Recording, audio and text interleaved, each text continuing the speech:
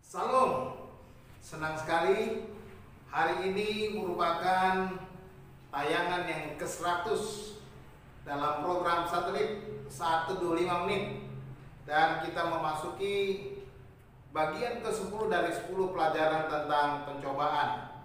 Saudara-saudara, mari kita siapkan hati kita untuk belajar dari firman Tuhan. Mari kita berdoa. Allah Bapa di sorga, Bapa di dalam Kristus Yesus Tuhan kami bersyukur kepadamu oleh karena kasih setia dan penyertaan Tuhan.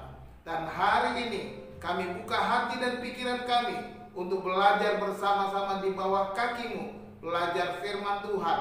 10 pelajaran tentang pencobaan dan kami memasuki pelajaran yang ke-10. Biarlah Tuhan memberkati dan menerangi hati kami, sehingga kami boleh kuat di dalam segala aspek hidup kami. Terpujilah Engkau Tuhan. Dalam nama Tuhan Yesus kami berdoa. Haleluya. Amin. Haleluya. Saudara-saudara, dalam bagian ke-10 ini kita belajar firman Tuhan dengan judul memurnikan iman. Dan firman Tuhan saya ambil dari kitab 1 Petrus pasal yang pertama ayat 5 sampai dengan ayat yang ke-7 yang berbunyi demikian. Yaitu kamu yang dipelihara dalam kekuatan Allah karena imanmu, sementara kamu menantikan keselamatan yang telah tersedia untuk dinyatakan pada akhir zaman. Bergembiralah akan hal itu, sekalipun sekarang ini kamu seketika harus berduka cita oleh berbagai-bagai pencobaan.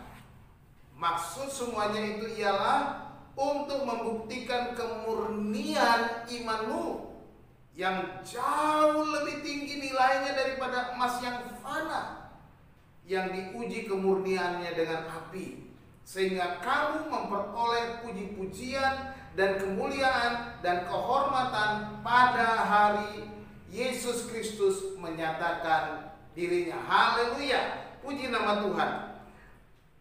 Kita hari ini memasuki episode yang ke-10 pelajaran tentang pencobaan dalam bagian yang ke-10 dengan judul memurnikan iman. Nah, ini berbicara tentang tujuan daripada pencobaan itu diizinkan Tuhan di dalam kehidupan kita.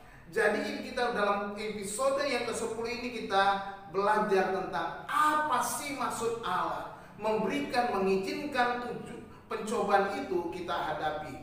Surat Petrus ini dikirimkan kepada gereja-gereja yang tersebar di beberapa daerah. Ada 5 gereja disebutkan di dalam ayat 1. Dikatakan kepada orang percaya yang ada di Pontus, Galatia, Kapadokia, Asia Kecil, dan Bitinia. Dan inilah daerah-daerah di mana terdapat orang-orang percaya yang tersebar sebagai pendatang, dikatakan di sana, di beberapa daerah.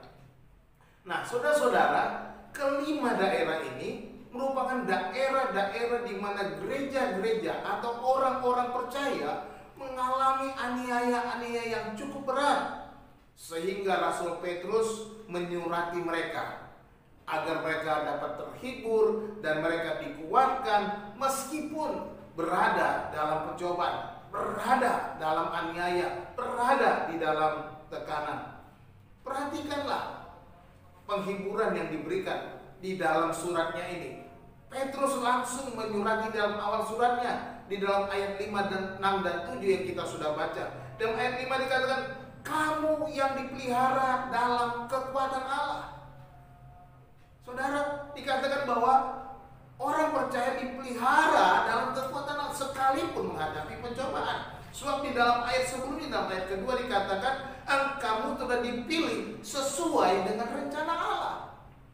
Jadi rencana Allah sudah memilih gerejanya orang percaya, dan pastilah Allah memeliharanya dengan kekuatan. Ayat ke-6 dikatakan penghiburan yang kedua, bergembiralah, haleluya, sekalipun seketika berduka cita oleh berbagai-bagai pencobaan. Petrus berkata, bergembiralah, karena ini hanya sementara. Ini hanya seketika, sebab mereka sementara di bumi. Mereka dikatakan kamu adalah orang-orang pendatang, orang-orang pilihan dan pendatang, orang-orang yang tersebar di berbagai tempat yang Tuhan izinkan. Dan yang ketujuh, penghiburan yang ketujuh dikatakan maksudnya ialah untuk memurnikan imanmu. Ini menjadi tujuan daripada pencobaan itu, bahwa Allah mau memurnikan iman orang-orang percaya. Supaya apa? Sehingga dalam ayat yang ketujuh ini, sehingga memperoleh puji-pujian dan kemuliaan dan kehormatan pada hari Yesus Kristus menyatakan dirinya. Saudara-saudara, dalam pencobaan yang kita alami belum seperti apa yang dialami oleh gereja mula-mula.